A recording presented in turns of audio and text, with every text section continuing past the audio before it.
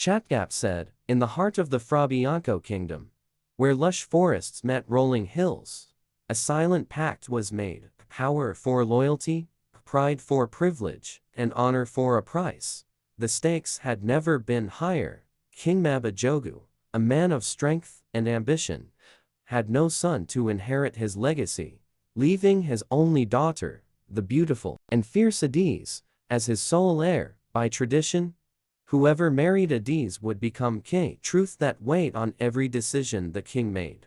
This time, however, his choice was not guided by love or loyalty, but by a deal inked in whispers and secured with a handshake beneath the table. To secure his future and keep power close, the king had arranged Adiz's marriage to Senator Ferdinand, a man known as much for his cunning in politics as for his insatiable ambition. Ferdinand was powerful, connected, and hungry for the throne of Frabianco. Their marriage would seal a profitable alliance, and with Ferdinand's influence in the government, King Mabajogu would be set for life, granted contracts and deals that would secure his wealth long after his reign. But there was a thorn in this perfect plan, one that not even the king's shrewdness could anticipate. Adiz's heart belonged to another, Dixon, a man of intellect, education, and virtue, yet marked by the one stigma that placed him on the fringes of society. Dixon was an outcast, born from a lineage deemed impure by the Frabianco royal council. No amount of wealth or wit could erase this branding, and though Adiz and Dixon had tried everything in their power to win over the king's favor, their love was forbidden by a decree as old as the kingdom itself. On the eve of her wedding, Adiz found herself torn between duty and desire. Her father's ambitions hung heavy around her, yet her heart ached for Dixon. So on her wedding night, she chose what she thought would be her final act of rebellion, a last embrace, a farewell. In the quiet shadows of the palace, she met Dixon one last time, both hoping their love would find solace in this bittersweet goodbye. But as fate would have it, they were not alone. A pair of palace guards, sent by the king to monitor the preparations, caught them. Within moments, the whole palace was buzzing. Word spread faster than wildfire, and it wasn't long before King Mabajogu stood before his daughter, his face a mask of rage and betrayal. "This is an abomination," he thundered, his voice echoing through the royal chambers. Adiz, caught in the storm of her father's wrath, could only lower her head. The price for breaking a royal marriage was severe, and she knew the risks. But in her heart, she hoped her father might find it within himself to understand. Honorable Ferdinand, for all his arrogance, was no fool.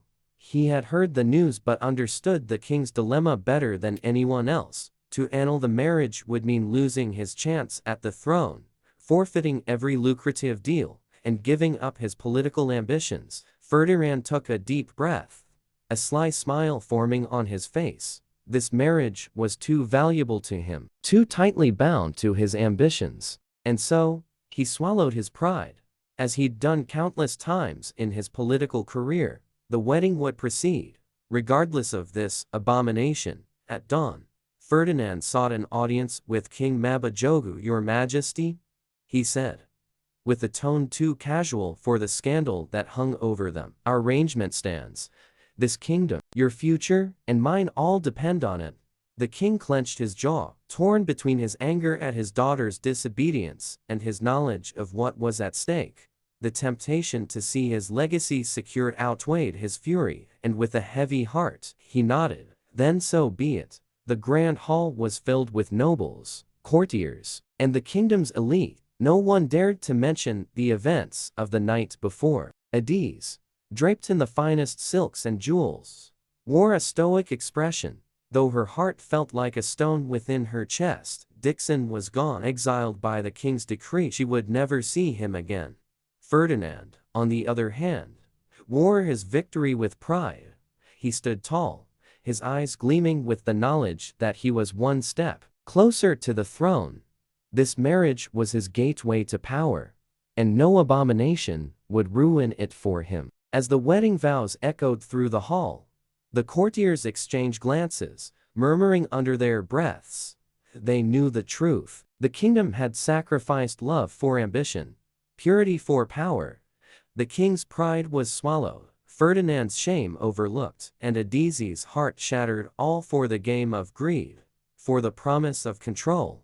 Yet as the sun set that night, casting long shadows over the palace, a sense of unease lingered. Power may have triumphed over love, but the people of Frabianco knew that the heart could not be silenced forever. Whispers of the abomination would continue, haunting the halls, and reminding everyone that some